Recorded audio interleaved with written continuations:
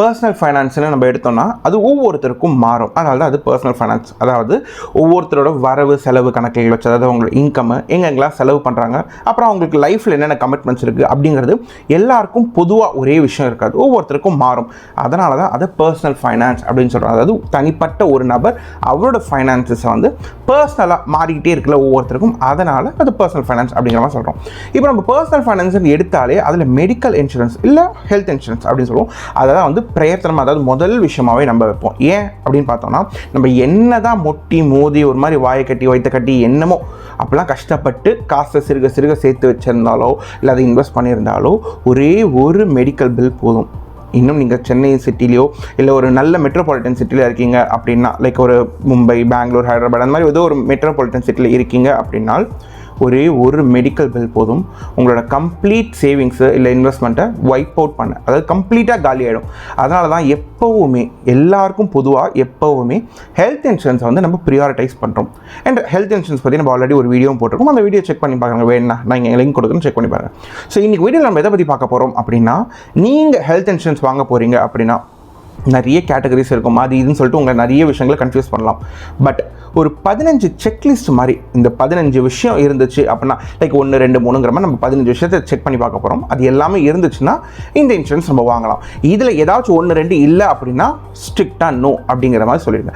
அப்படி அந்த 15 செக்லிஸ்ட் என்னென்ன மாதிரி விஷயங்களை பார்த்து நான் ஹெல்த் இன்சூரன்ஸ் வாங்கணும் அப்படிங்கிறப்ப தான் இன்றைக்கி இந்த வீடியோ இருக்க போகுது. ஸோ இந்த வீடியோ உங்களுக்கு ரொம்ப பயனுள்ளதாக இருக்கும் அப்படின்னு நான் நம்புகிறேன். அதனால் ஃபஸ்ட்டு சேனலுக்கு சப்ஸ்கிரைப் பண்ணிவிட்டு வீடியோவை கடைசி வரைக்கும் பாருங்கள். ஸ்ட்ரைட்டாக வீடியோக்குள்ள போயிடலாம். பை தி வே, எல்லாருக்கும் வணக்கம். நான் தான் Prakash. Welcome back to track world.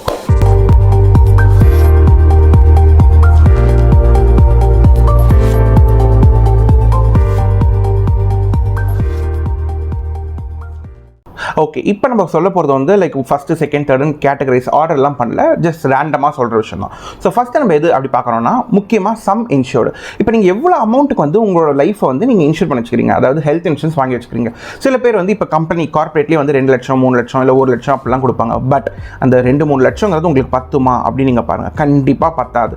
இதே நீங்கள் இன்னும் மெட்ரோபாலிட்டன் சிட்டி, அதாவது சிட்டிஸ்லாம் நீங்கள் இருக்கீங்க அப்படின்னா வந்து சின்ன சின்ன வியாதிக்கெலாம் வந்து கூட உங்களுக்கு ரொம்ப ஈஸியாக ஒரு 2-3 லட்சம் அப்படிங்கிற மாதிரி உங்களுக்கு பில்லுங்க வந்துடும். அதனால் நீங்கள் தனியாக எப்போவுமே இண்டிவிஜுவலாக வந்து கொஞ்சம் மினிமம் 5 லட்ச ரூபாயிலேருந்து 10 லட்ச ரூபாய் வரைக்கும் அது உங்களோட லைஃப்க்குன்னு வந்து நீங்கள் ஹெல்த் இன்சூரன்ஸாக வாங்கி வச்சுக்கோங்க.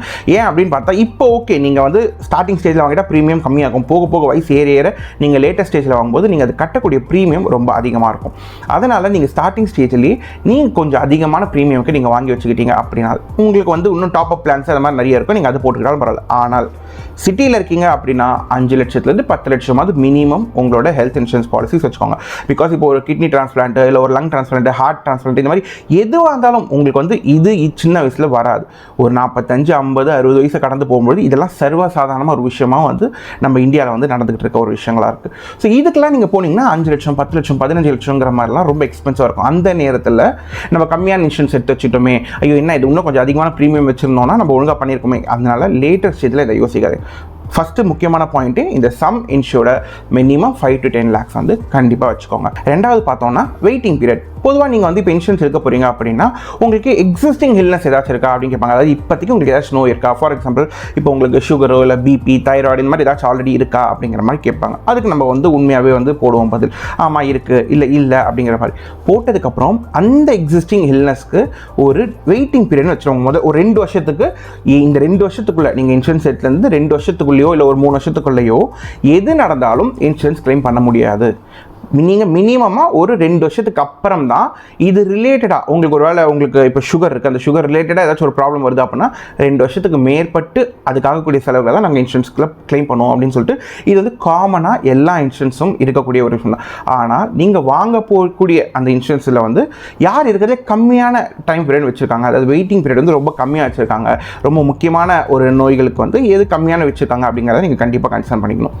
மூணாவது விஷயம் பார்த்தோம் அப்படின்னா ப்ரீ அண்ட் போஸ்ட் ஹாஸ்பிட்டலைசேஷன். அதாவது இப்போ உங்களுக்கு ஏதோ ஒரு ப்ராப்ளம் இருக்குது, ஃபார் எக்ஸாம்பிள் இப்போ ஒரு கிட்னி டிரான்ஸ்பிளான்ட் பண்ணுறாங்க அப்படின்னா அது ஹாஸ்பிட்டலைசேஷன் ஆகிறதுக்கு முன்னாடி ப்ரீ ஹாஸ்பிட்டலைசேஷன் இருக்குல்ல, அதாவது அது ஒரு 30 நாளாக இருக்கலாம், இல்லை ஒரு 60-90 நாள், லைக் ஒரு மாதத்துலேருந்து ஒரு 2-3 மாதம் கூட இருக்கலாம். அந்த டைமில் நீங்கள் ஒரு பிளட் டெஸ்ட் எடுக்கிறதோ டயக்னோஸ் பண்ணுறது இந்த மாதிரி விஷயங்கள்லாம் இருக்கும்ல, இதெல்லாம் பொதுவாக இன்சூரன்ஸில் கிளைம் ஆகாது. ஆனால் நம்ம வாங்கக்கூடிய இன்சூரன்ஸில் இதுவும் கிளைம் ஆகுதா அப்படிங்கிறத நம்ம கன்சர்ன் பண்ணிக்கணும். ஏன்னா அப்போ அதுக்காகக்கூடிய செலவுகளும் அந்த இன்சூரன்ஸ் கம்பெனியை பார்த்துப்பாங்க. ஒன்று, இப்போ ஹாஸ்பிட்டலைசேஷன் ஆயாச்சு, ஒரு மாதம் இல்லை ஒரு 10 நாள் 20 நாள் நீங்கள் ஹாஸ்பிட்டலில் இருக்கீங்க, முடிச்சு வீட்டுக்கு போனதுக்கப்புறம் போஸ்ட் ஹாஸ்பிட்டலைசேஷன் இருக்குல்ல, அதையும் அந்த இன்சூரன்ஸில் கவர் பண்ணிக்கிறாங்களா?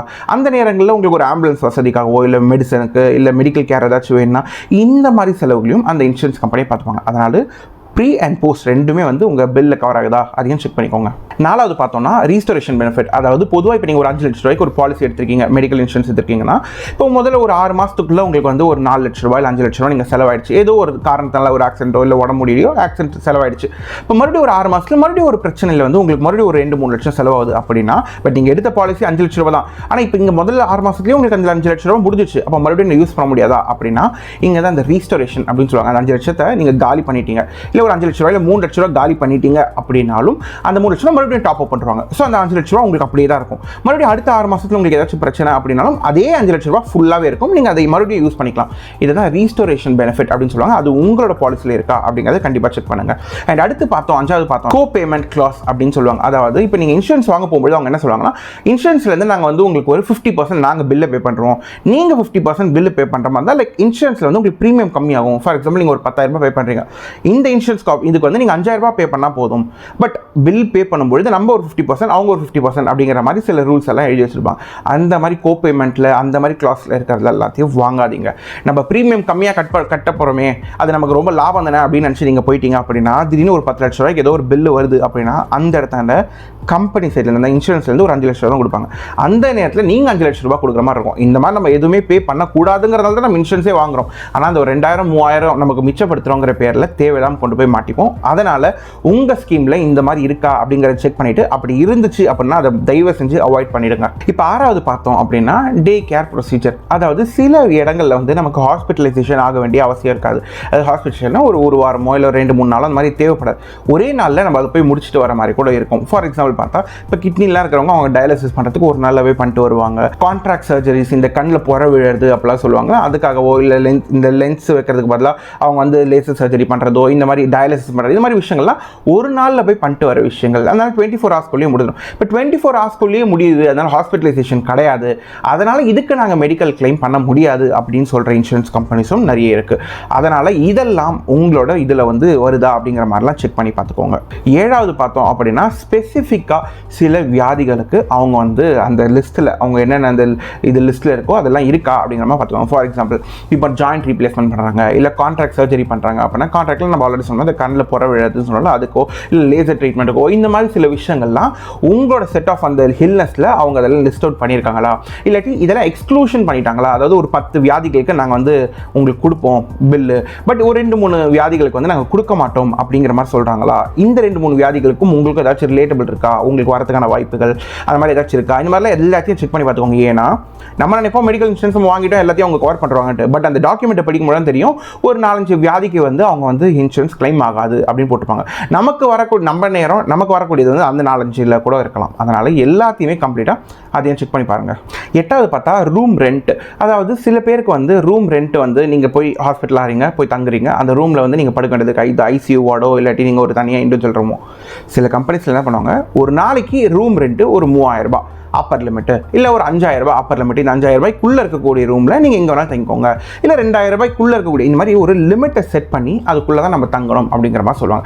இது ரூமுக்கு மட்டும் இல்லை, சில நேரங்கள் வியாதிக்கு கூட, சில டிசீஸ்க்கு கூட, இல்லை சில சர்ஜரிஸ்க்கு கூட. ஃபார் எக்ஸாம்பிள் இப்போ இந்த நீங்கள் சர்ஜரிஸ் பண்ணுறோம்ல, இப்போ ஒரு வேலை புற எடுக்கிறது அப்படின்னு, அதுக்கு ஃபார் எக்ஸாம்பிள் ஒரு 50,000 ரூபாய் நாங்கள் செட் லிமிட் பண்ணுறோம். அந்த 50,000 ரூபாய்க்குள்ளே நீங்கள் எந்த ஹாஸ்பிட்டல் வேணாலும் போய் பண்ணிக்கோங்க, அதுக்கு மேலே போச்சுன்னா அது நீங்கள் தான் செலவு பண்ணிக்கலாம் அப்படிங்கிற மாதிரிலாம் சில ரெஸ்ட்ரிக்ஷன்ஸ் கொடுப்பாங்க. ஆனால் நமக்கு எப்படி வேணும் அப்படின்னா, நான் ஒரு 5 லட்ச ரூபாய்க்கு இன்சூரன்ஸ் எடுக்கிறேன் அப்படின்னா எனக்கு என்ன செலவு ஆகினாலும் அது எல்லாமே இந்த 5 லட்ச ரூபாங்கிற ஒரு கேப், இந்த அமௌண்ட்டை வச்சு தான் நீங்கள் செலவுகளை பார்க்கணுமே தவிர இதுக்கு ஒரு லிமிட்டு, இப்போ இந்த வியாதிக்கு ஒரு லிமிட்டு, இதுக்கு ஒரு லிமிட்டு, இந்த ரூமுக்கு ஒரு லிமிட்டு, இந்த மாதிரி எந்த மாதிரி சின்ன சின்ன சப் கேட்டகரிஸில் எதுவும் பண்ணக்கூடாது. ஸோ இந்த மாதிரி எந்த கேட்டகரியும் இல்லாமல் கம்ப்ளீட்டாக அது உங்கள் ப்ரீமியமில் வருதா அப்படிங்கிற மாதிரி செக் பண்ணிவிட்டு வாங்குங்க. அடுத்து பார்த்தோம் அப்படின்னா no claim bonus. No claim bonus அப்படின்னா ஃபார் எக்ஸாம்பிள் இந்த வருஷம் வந்து நீங்கள் ஒரு 5 லட்சம் ரூபாய்க்கு இன்சூரன்ஸ் எடுக்கிறீங்க, அந்த வருஷம் நீங்கள் கம்ப்ளீட்டாக யூஸே பண்ணல, உங்களுக்கு தேவையும் படலை அந்த இன்சூரன்ஸை, நீங்கள் அப்படியே என்ன பண்ணுறீங்க, அடுத்த வருஷம் நீங்கள் மறுபடியும் இன்சூரன்ஸ் வாங்குவீங்களா 2வது வருஷம், அப்போ வாங்கும்பொழுது அந்த இன்சூரன்ஸ் கம்பெனி உங்களுக்கு நோ கிளைம் போனஸ் அப்படிங்கிற மாதிரி ஒரு ரிவார்டு மாதிரி உங்களுக்கு கொடுப்பாங்க. என்னன்னா ஒன்று உங்களுக்கு ப்ரீமியமில் குறையும். நீங்கள் ஒரு 10,000 ரூபாய்க்கு நீங்கள் ஒரு ப்ரீமியம் கட்டுறீங்க அப்படின்னா ஒரு 10% டிஸ்கவுண்ட் பா அப்படின்னு சொல்லிட்டு உங்களுக்கு அந்த 10% டிஸ்கவுண்ட் போக மீதி நீங்கள் கட்டலாம். இது ஒரு பகுதி. இன்னும் சில இன்சூரன்ஸ் கம்பெனி என்ன பண்ணுறாங்க, நீங்கள் அதே ப்ரீமியம் கட்டுங்க, அதே 10,000 ரூபா கொடுத்து நீங்கள் அந்த 5 lakhsக்கான ப்ரீமியம் வாங்குறீங்க, அடுத்த வருஷம் நாங்கள் என்ன பண்ணுவோம், அதே 10,000 தான் உங்களுக்கு வாங்குவோம், ஆனால் 7.5 lakhsக்கு உங்களுக்கு நாங்கள் கொடுக்குறோம். நீங்கள் அந்த 2வது வருஷமும் யூஸ் பண்ணல அப்படின்னா 3வது வருஷம் 10 லட்சத்துக்கு உங்களுக்கு கொடுக்குறோம், அதுக்கடுத்து 15 லட்சம் இந்த மாதிரி சொல்லிட்டு ஏற்றிக்கிட்டே போவாங்க. பட் அதுக்கு ஒரு அப்பர் லிமிட் வச்சிருப்பாங்க. 5 லட்சம் அப்படின்னா சில பேர் 10 லட்சம் மேக்ஸிமம் லிமிட் அப்படி வச்சுருவாங்க, சில பேர் 20 lakhs வச்சிருப்பாங்க. பட் பாயிண்ட் என்னன்னா நம்ம ஒரே ப்ரீமியம் தான் கட்டுவோம், ஆனால் நம்மளோட வேல்யூ இருக்குல்ல அந்த சம் இன்சூர்டு அது 5 லட்ச ரூபா இல்லாமல் 10 லட்சம் 15 லட்சம் சொல்லிட்டு இந்த மாதிரி ஏற்றிக்கிட்டே இருப்பாங்க. இதுதான் நோ கிளைம் போனஸ் அப்படின்னு சொல்லுவாங்க. 10வது விஷயம் பார்த்தோம்னா ப்ரிவென்டிவ் ஹெல்த் செக்அப்ஸ். அதாவது நீங்கள் அதே தான் நம்ம ஒரு 5 லட்ச ரூபாய்க்கு எடுக்கிறோம் ப்ரீமியம் அப்படின்னா அவங்க என்னன்னா ஒரு லட்ச ரூபாய்க்கு 500 ரூபாய் அப்படிங்கிற மாதிரி நமக்கு கொடுப்பாங்க. இப்போ 5 லட்ச ரூபாய்க்கு அப்படின்னா 2,500 ரூபாய். ஸோ ஒரு வருஷத்துக்கு இந்த 2,500 ரூபாய் வச்சு நம்ம ஃபுல் பாடி செக்அப் வந்து நம்மளால் பண்ணிக்க முடியும். மேபி அந்த 2,000 ரூபாய்க்குள்ளே உங்களுக்கு முடிஞ்சுச்சுன்னா சூப்பர். இல்லை ஒரு 3,000 ரூபாய் ஆகுது ஃபுல் பாடி செக்அப் அப்படின்னா 2,500 ரூபாய் அந்த இன்சூரன்ஸ் கம்பெனி உங்களுக்கு கொடுத்துருப்பாங்க. மீதி 500 ரூபாய் நீங்கள் போட்டு கம்ப்ளீட் ஃபுல் பாடி செக்அப் நீங்கள் பண்ணிக்கலாம். அது எதுக்கு பயன்படும் அப்படின்னு பார்த்தா ஆப்வியஸாக நம்ம உடம்புல ஃபியூச்சரில் இப்போ நமக்கு ஏதோ ஒரு நோய் வரப்போகுது அப்படின்னா அது முன்னாடி நம்ம டயக்னோஸ் பண்ணும்பொழுது நமக்கு முன்னாடி தெரிஞ்சு ஓகே இப்போ இது வந்து நம்ம ப்ரீ டயபெட்டிக்கில் இருக்கோம், இல்லை நம்ம முன்னாடியே வந்து கொஞ்சம் பிபி வரது மாதிரி இருக்குது, கொஞ்சம் அதோட ரீடிங்ஸ் முன்ன பின்ன இருக்குது அப்படின்னா நம்ம அதுக்கேற்ற மாதிரி கொஞ்சம் ப்ரிகாஷனாக நம்ம சில விஷயங்களை பண்ணிக்கலாம். அதனால் அந்த மாதிரி ஆனுவலாக ஒரு வருஷத்துக்கோ இல்லை 6 மாதத்துக்கோ இந்த மாதிரி செக்அப்லாம் நமக்கு ஃப்ரீயாக பண்ணுறதுக்கான வாய்ப்புகள் அவங்க கொடுக்குறாங்களா அப்படிங்கிறத செக் பண்ணி பாருங்கள். இப்போ 11th பார்க்குறோம் அப்படின்னா எக்ஸ்க்ளூஷன்ஸ். அதாவது சில வியாதிகளை வந்து அவங்களோட கம்ப்ளீட் லிஸ்ட்லேருந்து எக்ஸ்க்ளூட் பண்ணுறாங்க. ஃபார் எக்ஸாம்பிள் இப்போ நீங்கள் காஸ்மெட்டிக் சர்ஜரி பண்ணுறீங்க, இல்லாட்டி உங்களை நீங்களே காயப்படுத்தி அது மூலமாக நீங்கள் செல்ஃபாக வந்து உங்களை நீங்கள் காயப்படுத்தி அது மூலமாக உங்களுக்கு ஏதோ ஒரு இன்ஜுரி ஆகுது, இந்த மாதிரி சில விஷயங்கள் இந்த ஆப்வியஸாக நம்ம சொல்கிறோம். சில வெயிட்டிங் பீரியட் ஒரு 2-3 வருஷத்துக்கு வெயிட்டிங் பீரியடில் ஏதாச்சும் உங்களுக்கு ஆச்சு. இப்போ அதை உங்களுக்கு சொன்ன மாதிரி இப்போ பிபி வந்து உங்களுக்கு ஒரு 3 வருஷம் வெயிட்டிங் பீரியட் கொடுத்துருக்காங்க. அந்த 3 வருஷத்துக்குள்ள வெயிட்டிங் பீரியடுக்குள்ளேயே பிபியை ஒட்டி உங்களுக்கு ஏதோ ஒரு வியாதி வந்துருச்சு அப்படின்னா இந்த மாதிரி இது விஷயங்களெல்லாம் வந்து அந்த இன்சூரன்ஸ் கம்பெனி கிளைம் பண்ண மாட்டாங்க. அதனால் எதெல்லாம் வந்து உங்களால் மேக்ஸிமம் எவ்வளோக்கு எவ்வளோ ஒரு நல்ல இன்சூரன்ஸ் கம்பெனியை எல்லா கவரும் உங்களுக்கு கொடுக்குறாங்க, கம்மியான ஷார்ட் டைமில் கொடுக்குறாங்க அப்படிங்கிறத நீங்கள் செக் பண்ணி பார்த்துக்கணும். இப்போ 12வது பார்த்தோம் அப்படின்னா வந்து மெட்டர்னிட்டி. அதாவது நீங்கள் ப்ரெக்னெண்ட்டாக இருக்கும்போது அது இப்போ நீங்கள் ஹஸ்பண்டாக இருந்தாலும் ஒய்ஃப் இருந்தாலும் வாட்எவர், இப்போ ஒய்ஃபாக ஒரு பொண்ணாக இருக்கீங்க அப்படின்னா உங்களுக்கு நீங்களே மெட்டர்னிட்டி இருக்கிற மாதிரி சில விஷயங்களை முன்கூட்டி, ஏன்னா மெட்டர்னிட்டிக்கு பொதுவாக மேக்ஸிமம் இன்சூரன்ஸ் கம்பெனிஸ் ஒரு வெயிட்டிங் பீரியட் கொடுப்பாங்க. ஒரு 2 வருஷம் 3 வருஷம் அப்படின்ட்டு 3 வருஷத்துக்கு மேற்பட்டு தான் அந்த மெட்டர்னிட்டிக்கான எக்ஸ்பென்சஸ் அவங்க ஹேண்டில் பண்ணுவாங்க. ஸோ பசங்களாக இருந்தாலுமே ஓகே அடுத்து ஒரு 2-3 வருஷத்தில் நமக்கு வந்து குழந்தை பிறக்க போகுது, கல்யாணம் பண்ணிக்க போகிறோம், குழந்தை பிறக்க போகுது, இல்லை குழந்தை கொஞ்சம் தள்ளி வச்சிருக்கோம் ஒரு 2-3 இயர்ஸ் வாட்எவர், உங்களுக்கு முன்னாடி கொஞ்சம் பிளான் பண்ணிக்கிட்டீங்க அப்படின்னா நீங்கள் அந்த செலவுகளையும், ஏன்னா ஒரு இப்போ நம்ம சிட்டிஸ்லாம் பார்த்தா ரொம்ப ஈஸியாக வந்து உங்களுக்கு ஒரு 80,000 1 லட்சம் 1.5 லட்சம் அப்படிங்கிற மாதிரிலாம் வந்து ஹாஸ்பிட்டலை பொறுத்து மாறும் அது எப்படி ஏதுங்கிறது. ஸோ அதையும் நீங்கள் வந்து கொஞ்சம் ப்ரீ பிளான் பண்ணிக்கிட்டால் உங்களால் அந்த செலவையும் மிச்சப்படுத்த முடியும். 13வதாக பார்த்தோம்னா இந்த ஆட் ஆன் கவர்ஸ். ஆட் ஆன்னா ஃபார் எக்ஸாம்பிள் இப்போ 5 லட்ச ரூபாய்க்கு நீங்கள் இன்சூரன்ஸ் போட்டு வச்சிருக்கீங்க, உங்களுக்கு வந்து ஒரு 20 நீங்கள் போடுறீங்க, உங்களுக்கு ஒரு 30s நீங்கள் இந்த ஏஜ்குள்ளே போகிறீங்க. இப்போ 5 லட்ச ரூபாய் பத்தாது நமக்கு, ஏன்னா மெடிக்கல் எக்ஸ்பென்ஸ் எல்லாமே ரொம்ப அதிகமாகிடுச்சு. நம்ம இப்போ ஒரு 10 லட்ச ரூபாய்க்கு கவர் எடுத்தால் பெட்டராக இருக்கும் அப்படின்னு போகும்பொழுது உங்களோட ப்ரீமியமில் பெரிய வேரியேஷன்ஸ் இருக்கக்கூடாது. ஸோ அதையே நீங்கள் இன்சூரன்ஸ் கம்பெனியில் பார்க்கணும். எப்போ தேவைப்படுதோ, இப்போ நான் ஒரு 10 லட்ச ரூபாய்க்கு நான் வந்து இன்சூரன்ஸ் வச்சுருக்கேன், 5 லட்ச ரூபா 10 லட்ச ரூபா வாடகை வச்சுருக்கேன். இப்போ நான் வந்து எனக்கு கொஞ்சம் வயசாகுது, லைக் 40ஸ்குள்ளே நான் போயிட்டேன், இப்போ நான் வந்து ஒரு 50 லட்ச ரூபாய்க்கு வச்சுக்கிட்டா எனக்கு ரொம்ப சேஃப்டின்னு நான் நினைக்கிறேன் அப்படின்னா அது மாதிரி நீங்கள் டாப் அப் பண்ணிக்கலாம், அதை கவர் பண்ணிக்கலாம், அந்த ஆட் ஆன்ஸ் மூலமாக நீங்கள் அதை கவர் பண்ணிக்கலாம். இந்த மாதிரி விஷயங்களை நீங்கள் பண்ணிக்க முடியும். இன்னொன்று பார்த்தா 14வது பார்த்தா நீங்கள் வந்து இந்த ஆல்டர்னேட் மெடிசன். எல்லாருக்குமே வந்து இந்த இங்கிலீஷ் மெடிசன்ஸ் தான் செட் ஆகும் போவாங்க அப்படின்னு நம்ம சொல்ல முடியாது. சில நேரங்களில் நம்ம இந்த சித்தா போகலாம், அதுக்கப்புறம் யுனானி போகலாம், ஆயுர்வேதம், இந்த மாதிரி ஆயுஷ், இந்த மாதிரி பல ஆல்டர்னேட் மெடிசன்ஸ் இருக்குல்ல. இந்த மெடிசன்ஸையும் வந்து உங்களோட இன்சூரன்ஸ் கம்பெனிஸில் கவர் பண்ணுறாங்களா, அதில் வாங்கக்கூடிய மெடிசன்ஸு இல்லை அதில் நம்ம போகிற ட்ரீட்மெண்ட்ஸு, இந்த மாதிரி விஷயங்களையும் அவங்க கவர் பண்ணுவாங்க அப்படிங்கிற மாதிரியும் நீங்கள் பார்த்துக்கலாம். அண்ட் ஃபைனலாக 15வதாக பார்க்கும்பொழுது ரொம்பவே முக்கியமான ஒரு விஷயம். இந்த 15 பாயிண்டில் இந்த 14 பாயிண்ட் சொன்னோம்ல, அதெல்லாம் காட்டிலும் ரொம்ப முக்கியமான விஷயம் இந்த 15வது பாயிண்ட் தான். என்ன அப்படின்னு பார்த்தா எவ்வளோ செட்டில்மெண்ட் ரேஷியோ அந்த இன்சூரன்ஸ் கம்பெனி பண்ணி வச்சுருக்காங்க. அதாவது 100%க்கு எவ்வளோ பர்சன்டேஜ் வச்சுருக்காங்க, 94 95 97 99 அதெல்லாம் பார்த்து யார்கிட்ட அதிகமான செட்டில்மெண்ட் ரேஷியோ இருக்கோ அவங்ககிட்ட போய் வாங்குங்க.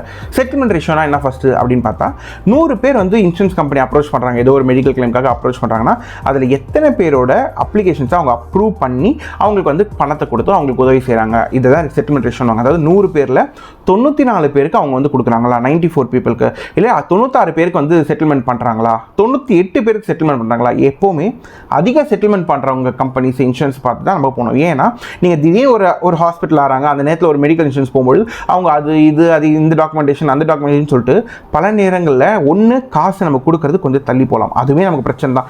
திடீர்னு ஒரு 3 லட்சம் 4 லட்சம் பில் வந்துடுச்சு, அந்த நேரத்தில் பணத்துக்கு எங்கே போகும், அதுவும் பிரச்சனை. இன்னொரு பக்கம் இல்லை நீங்கள் இதுக்கெல்லாம் நாங்கள் செட்டில் ஆகாது, இல்லை இதுக்கு வந்து நாங்கள் ஒரு 2 லட்சம் தான் கொடுப்போம், பில்லு 4 லட்சம் ஆயிருக்கும், இல்லை 3-4 லட்சம் ஆயிருக்கும், ஆனால் உங்களுக்கு நாங்கள் 2 லட்சம் தான் கொடுப்போம் அப்படிங்கிற மாதிரி சில ப்ராப்ளம்ஸ்லாம் இருக்கும். அதனால தான் செட்டில்மெண்ட் ரேஷியோ வந்து எந்த கம்பெனி ரொம்ப நல்லா கிரெடிட்டாக வச்சுருக்கோ அந்த மாதிரி கம்பெனிஸை நீங்கள் செக் பண்ணுறதுங்கிறது ரொம்ப நல்லது. இப்போ இந்த 15 பாயிண்ட் வந்து நீங்கள் ஃபுல்லாகவே கேட்டிருந்திருப்பீங்க. இதில் பல பேருக்கு வந்து சில பாயிண்ட்ஸ் ரொம்ப புதுசாக இருக்கும். இதெல்லாம் கூட செக் பண்ணணுமா நம்ம இன்சூரன்ஸ் வாங்கும்போது அப்படிங்கிற மாதிரி இருந்திருக்கலாம். சில பேருக்கு இது எல்லாருமே தெரிஞ்சதாக கூட இருந்திருக்கலாம். அப்படி தெரிஞ்சதுன்னா ரொம்ப சூப்பர். அதை தெரிஞ்சதை வந்து நீங்கள் அப்ளை பண்ணி அதுக்கேற்ற மாதிரி ஒரு நல்ல மெடிக்கல் இன்சூரன்ஸ் பார்த்து நீங்கள் வாங்குங்க. ஸோ மறுபடியும் உங்களை ஒரு நல்ல இன்ஃபர்மேட்டிவ் வீடியோவில் மீட் பண்ணுறேன். அண்ட் ரொம்ப ரொம்ப முக்கியமான ஒரு விஷயம், இந்த ஹெல்த் இன்சூரன்ஸ் நீங்கள் ஆல்ரெடி வாங்கியிருந்தீங்க அப்படின்னா இந்த லிஸ்ட்டில் இருக்கிற எல்லாமே வந்து உங்களுக்கு கரெக்டாக நீங்களும் கரெக்டாக சிங்க் பண்ணி பார்த்துக்கோங்க, எல்லாமே ஒழுங்காக இருக்கா இல்லை அப்படின்ட்டு. இல்லை உங்கள் ஃப்ரெண்ட்ஸ் அண்ட் ஃபேமிலி யாராச்சும் வந்து இந்த மாதிரி இன்சூரன்ஸ் வாங்க போகிறோம் அப்படின்னு சொல்லியிருந்தாங்கன்னா இதெல்லாம் செக் பண்ணிவிட்டு நீயும் வாங்கடா அப்படின்னு சொல்லிட்டு அவங்களுக்கு சொல்கிற விதமாக இந்த வீடியோவை ஷேரும் பண்ணி விட்டுருங்க. உங்களுக்கு இந்த வீடியோ ரொம்ப பிடிச்சது அப்படின்னா லைக் பண்ணிவிட்டு சப்ஸ்கிரைப் பண்ணிவிட்டு பெல் ஐக்கானையும் கிளிக் பண்ணிக்கோங்க. மறுபடியும் ஒரு நல்ல இன்ஃபர்மேட்டிவ் வீடியோ உங்களை மீட் பண்ணுறேன். Till then take care, have a nice day. Crack World.